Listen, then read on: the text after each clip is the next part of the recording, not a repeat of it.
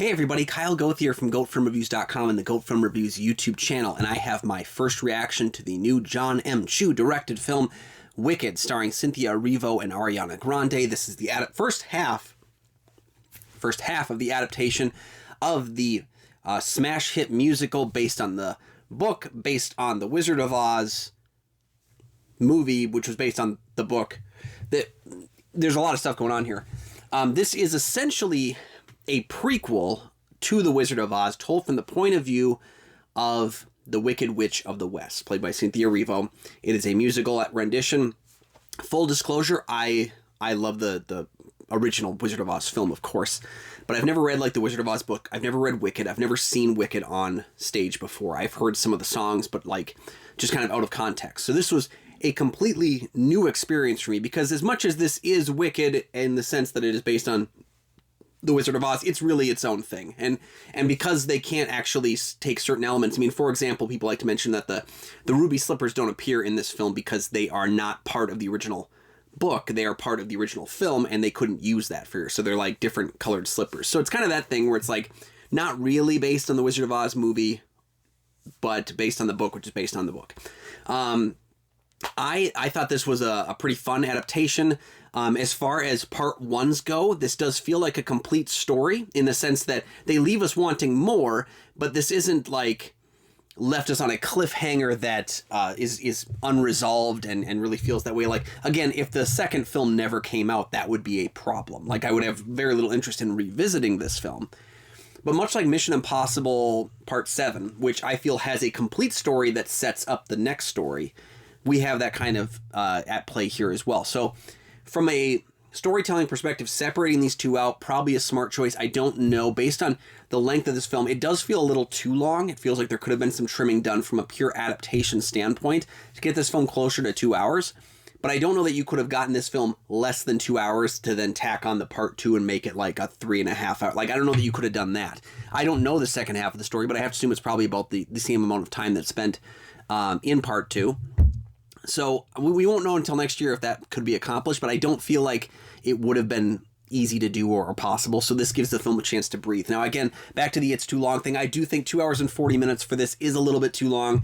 There is a little bit of meandering in Act 2 where I feel like we know where we're going.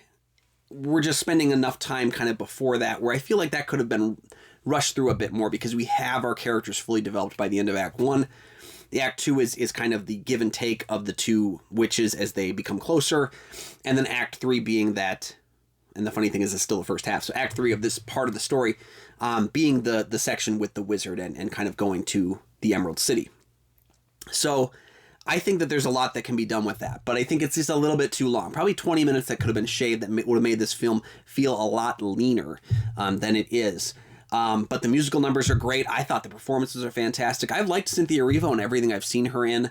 You know, I think seeing that she has a passion for the character and a passion for the story, I was really taken with that. I thought Ariana Grande surprised the hell out of me because I did not expect this from her. I've never seen her in a purely acting way before, but I think she embodies Glinda the Good Witch in a fairly fun and enjoyable way.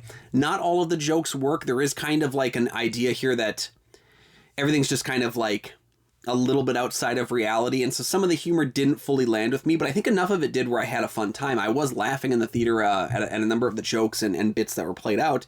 So overall, I quite enjoyed the film. I just feel like it's a bit lengthy for what the film actually is.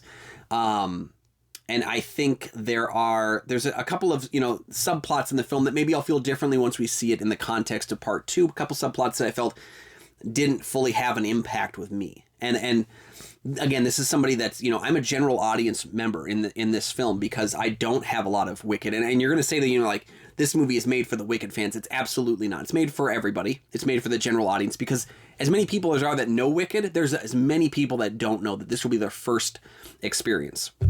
So this movie is going to make a ton of money, I'm sure. It's going to get the great reviews because I thought it was quite good. But this is a general audience movie. And so, if you haven't seen Wicked yet and you're thinking about going to see it and singing, don't be an asshole. Don't sing in the middle of the movie. You can do that at the sing-along version. Don't be like The Rock. I don't want to hear The Rock singing during Wicked. I barely wanted to hear him sing during Moana 2. That's a news thing. He said people should sing in the movie. It's insane. Anyway, don't go and sing in Wicked. go and enjoy the people that are paid professionally to sing in Wicked, and then go to the sing-along version if you want to. But that's my thoughts on Wicked. I say go out and see it. It's a fun time at the movies. It's definitely nice to see a full packed theater again. I just got back from the film and I was so excited and impressed with what was there. But it was nice to see a pretty packed theater for a Friday morning at this movie, and to get a chance to come back and share that with you. So go ahead and check it out. If you're interested in singing, go check out the sing-along version that opens at Christmas. Let other people enjoy the film. But if you're interested in just going to enjoy the film, I think it is definitely worth your time. Yeah, once you do, please come on back and let me know your thoughts on Wicked down below in the comments section. While you're there, please like and subscribe. There are 2 free things you can do that help to support the channel immensely, and you never miss new episodes of the show as they drop. You can also check out goatfilmreviews.com for my many written reviews. You can check out Goat Film Reviews on Facebook. You can follow me personally at Almighty Goatman on Twitter, Instagram, Letterboxd, Threads, and I'm on Blue Sky now. That's a lot of stuff. Oh my God. And you can find my show Kyle and Nick on Film that I co-host with Nick Plotachuk from the St. Paul Filmcast. We have new episodes of that show every single week. Thank you so much for joining me for another episode of my first reactions, and we will see you next time. Bye-bye.